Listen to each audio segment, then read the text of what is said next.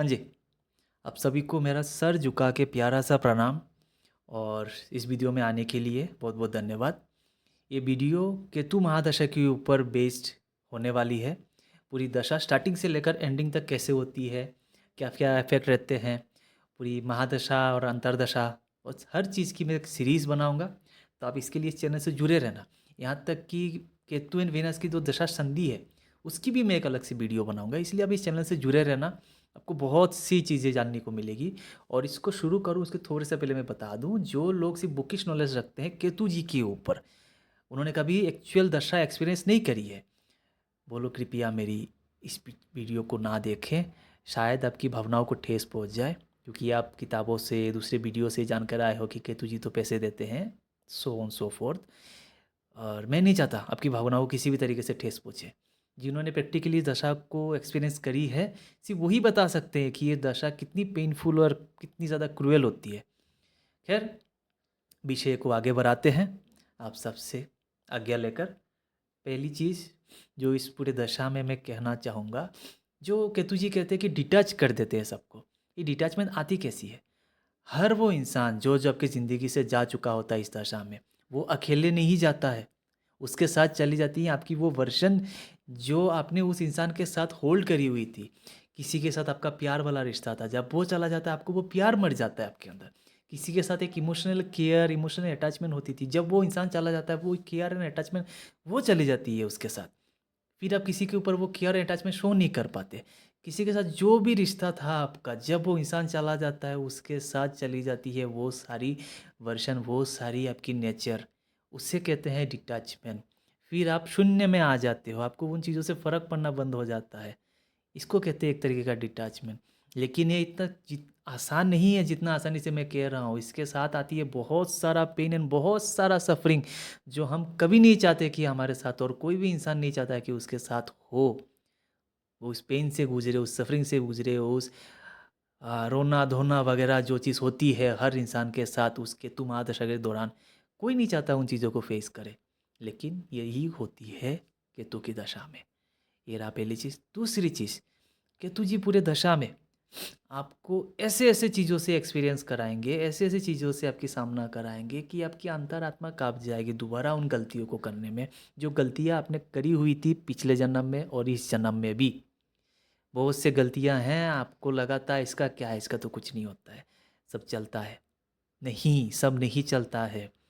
किसी की इमोशंस के साथ खेलना, किसी की अच्छी खासी हार्ड अर्न मनी को खा जाना, या बहुत सी चीज़ें आपने करी है थी जो आपको लगा था चलती है। किसी के छोटा सा आपने दिल दुखाया हो, लेकिन वो छोटा सा दिल आपको नहीं पता उसको कितनी ज़ोर से लगी है। सारी चीज़ें केतु जी इस दशा में आपको दे रहे होते हैं। किसी को आप जानते नहीं थे, बेवजह आपने इंसल्ट कर दिया, बिना उसकी दशा जाने, उसकी सिचुएशन को जाने, आपने उसे 2-3 बातें सुना दी। उस पे बाकी क्या बीती होगी, वो चीज़ें आपको नहीं पता। वो चीज़ें आपको पता चलती है जब केतु की महादशा आती है, उसमें आपको रियलाइज़ेशन होती है। वहाँ से आपकी ट्रांसफ़ॉर्मेशन होती है, वहाँ से आप सीखते हो कैसे दूसरों से अच्छे से बात किया जाए। तीसरी जो मैं कहना चाहूँगा, जो मुझे लगा एकदम ठीक नहीं है, ये दशा में एकदम ठीक नहीं है, ये चीज़ होना, वो है कि आपके आसपास हर वो इंसान आपके प्रति एकदम क्रूएल नेचर बिल्ड कर लेता है। उनके अंदर की इमोशन मर जाती है जब भी बात आपकी होती है। मान लो वो लोग भूल जाते हैं कि आप भी इंसान हो, आपको भी दर्द होता है, आपको भी पेन होता है, जैसे उनको हो रही होती है। अगर उन्हें किसी चीज़ से दर्द हो रही है, वो दर्द आपको भी हो रहा है। अगर उन्हें किसी बात से बुरा लग रहा है, वो बुरी बात आपको भी बुरी लग सकती है। वही चीज़ लोग भूल जाते हैं, आपके आसपास के लोग आपके साथ बहुत ज़्यादा कोल्ड बिहेवियर करने लग जाते हैं, आपकी अच्छाई को वैल्यू नहीं करते हैं। आपको ऐसे दिखाया जाता है आप हो तो ठीक है, आप नहीं हो तो भी ठीक है, आपकी मर्ज़ी, हमें परवाह नहीं है आपके होने और ना होने की। आप कितनी भी कोशिश कर लो दूसरों में प्यार बांटने की, उनको अच्छे से इज्जत से बात करने की, उनकी बिहेवियर वैसी ही होती है जैसे पहले थी, कोल्ड। कोई चेंजेस नहीं आता। आपको लगता है ऐसे क्यों, क्यों मेरे साथ लोग ऐसे कर रहे हैं? वही इंसान सबके साथ प्यार से बात कर रहा होता है, सबकी अच्छी बुरी चीज़ों को सोच समझ के उनके साथ जुड़ा हुआ हो रहा होता है। लेकिन जब आप बात आपकी आपके ऊपर आती है, आपकी आती है, वही इंसान एकदम कोल्ड बिहेव करने लगता है। ऐसे बिहेव करने लगता है जैसे कि मानो उसके अंदर तो कोई इमोशंस है ही नहीं। तब बहुत ज़्यादा बुरा लगता है। बुरी भी लगती है उनकी बातें, और उनकी कुछ कुछ चीज़ें अंदर से दिल को तोड़ देती है। ये एक्सपीरियंस देते हैं केतु महादशा में। और चौथी चीज़, फोर्थ चीज़ मैं ये कहूँगा, इस पूरे दशा में किसी के भी साथ आप किसी भी तरीके का इमोशनल अटैचमेंट मत जोड़िएगा, क्योंकि वो इमोशनल अटैचमेंट आपको अंदर से तोड़ देगा, आपको नरक का द्वार दिखा देगा। आएगा बहुत अच्छा बन के आएगा, एकदम भगवान की तरह, आपको लगेगा इस जैसा भला इंसान तो इस दुनिया में है ही नहीं, हो ही नहीं सकता। बहुत केयरिंग, लविंग, हर तरफ से अंडरस्टैंडिंग, लेकिन अंत में वही इंसान आपको तोड़ देगा। ऐसे तोड़ेगा कि फिर किसी इंसान के ऊपर आप भरोसा ही नहीं कर पाओगे। इसीलिए किसी के भी साथ इमोशनल अटैचमेंट करने से पहले एक बार नहीं, कई बार सोच लीजिएगा कि केतु जी को ये चीज़ बिल्कुल पसंद नहीं है, और आप उनके इच्छा के विरुद्ध जाके वो काम कर रहे हो, जबकि आप रह रहे हो उनके घर में। आप किसी घर में रह रहे हो और उनकी इच्छा के विरुद्ध काम कर रहे हो, वो चीज़ किसी को भी पसंद नहीं आएगी। वैसी ही होती है जिस दशा के अंदर आप रहते हो, अगर उनके विरुद्ध आप किसी काम करते हो, किसी भी काम को अंजाम देते हो। खैर, विषय को आगे बढ़ाते हैं।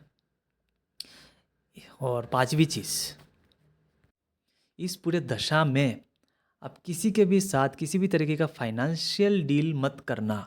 हालांकि इस पूरे दशा में इंसान के पास पैसे उतने होते भी नहीं हैं, आर्थिक तंगी तो चली रही होती है। इसके बावजूद अगर थोड़े बहुत पैसे आपके पास बच जाएं या रह जाएं, तो उसको लेकर आप किसी को भी देने मत चले जाना, या किसी की बुरी दशा देखकर आप इमोशनली ट्रिगर मत हो जाना, क्योंकि जिस इंसान को आप पैसे दोगे वो इंसान, पैसे तो जाएंगे ही, लेकिन साथ ही साथ वो रिश्ता भी चला जाएगा आपकी ज़िंदगी से। बुरा आपको सिर्फ पैसे जाने के लिए नहीं लगेगा, बुरा लगेगा जब वो रिश्ता भी आपके साथ चला जाएगा। वो अच्छा खासा रिश्ता हो सकता है, आपकी बहुत करीबी इंसान, आपका बॉयफ्रेंड हो सकता है, आपका गर्लफ्रेंड हो सकता है, आपके खुद के पेरेंट्स हो सकते हैं, आपके भाई, आपके बंधु, आपका कोई भी हो सकता है।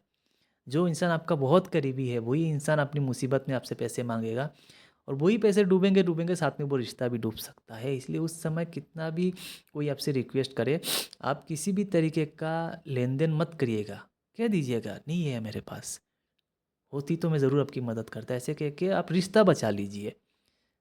अगर वैसे तो रिश्ता इस दशा में बचता नहीं है, लेकिन जो एक दर्द मिलता है ना, उस दर्द से आप बच जाओगे।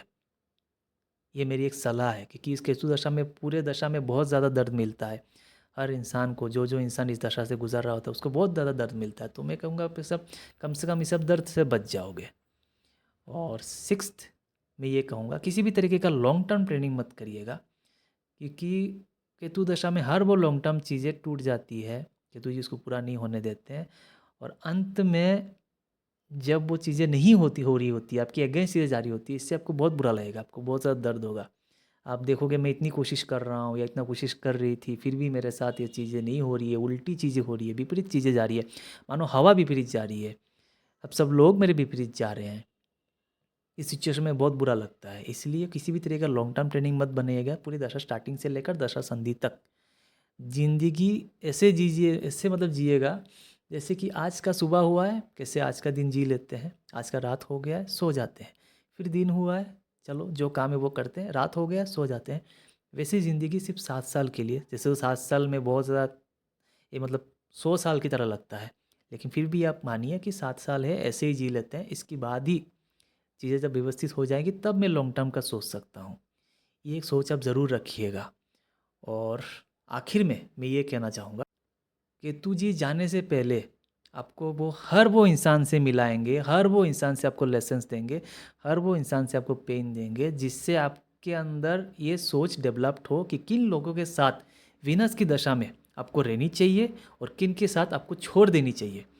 कौन से वो लोग हैं जिनके साथ आपकी आगे की ज़िंदगी आप गुजारना चाहते हो, और किन के साथ आप कभी नहीं चाहते वो लोग आपकी ज़िंदगी में रहे। वो सारी चीज़ों से आपकी इंटरेक्शन कराएंगे, आपसे वार्तालाप भी होगी, या जिससे भी उनकी एक्सपीरियंस होनी है आपके साथ, वो सारी चीज़ें होगी। उनके द्वारा मिली हुई हर वो अनुभव, हर वो एक्सपीरियंस, हर वो दर्द, हर वो पेन आपको ट्रांसफॉर्म करेगा, जो कि आपको दिखेगी खिलते हुए इन विनस महादशा। तब आपको क्लैरिटी मिलेगी, इस तरीके के लोगों से मुझे हमेशा दूर रहना है, और इस तरीके के लोगों के साथ चलो मैं थोड़ी बहुत अपनी बाकी की ज़िंदगी गुजार सकता हूँ या गुजार सकती हूँ। ये क्लैरिटी आपको केतु जी पूरी दे के जाएंगे, क्योंकि रोग के इतने रंग रूप आप देख लोगे, आपको अच्छा खासा एक्सपीरियंस हो जाएगा। 2-3 बातों में इंसान को समझ जाने की, इस इंसान को परखने की। इतनी एक्सपीरियंस या अनुभव केतु जी आपको जाते जाते ज़रूर दे के जाएंगे।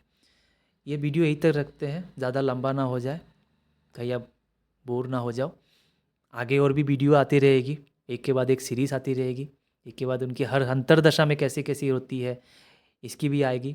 आप में से जो लोग इसके ऊपर गाइडेंस चाहते हो कमेंट ज़रूर करना, मैं गाइड करता रहूँगा वीडियो अंतरदशा के ऊपर। और दशा संधि में क्या हो सकती है, क्या नहीं हो सकती है, कैसे करना है, इसके ऊपर मैं ज़रूर आपको पूरे अच्छे से बताऊँगा। और केतु महादशा, राहु अंतरदशा, सैटर्न अंतरदशा, इन चीज़ों में, इन समय में आपको कैसे डिसीजन लेनी चाहिए, किस तरीके से आगे बढ़नी चाहिए, अपनी ज़िंदगी की सोच कैसे रखनी चाहिए, इन सारी चीज़ों के ऊपर मैं ज़रूर आपसे वार्तालाप करूँगा। आप जुड़े रहना इस चैनल से। मुझे पता है आप सब दिल के इतने अच्छे हो कि अब तक तो चैनल सब्सक्राइब कर ही दिया होगा मेरे बोलने से पहले, मेरे विनती से पहले, लेकिन फिर भी आपसे आग्रह है, अगर किसी कारणवश रह गया हो तो चैनल को सब्सक्राइब ज़रूर कर देना, चैनल को फॉलो ज़रूर कर देना, कमेंट ज़रूर कर देना, शेयर भी अगर हो सके तो ज़रूर कर देना। और नीचे एक हाइप की ऑप्शन आती है, वहाँ पे ज़रूर आप हाइप कर देना, इससे छोटे से चैनल को ग्रो होने में बहुत ज़्यादा मदद मिलेगी आपकी। चलिए, भगवान आपकी भला करे, आपकी मदद करे। सीताराम।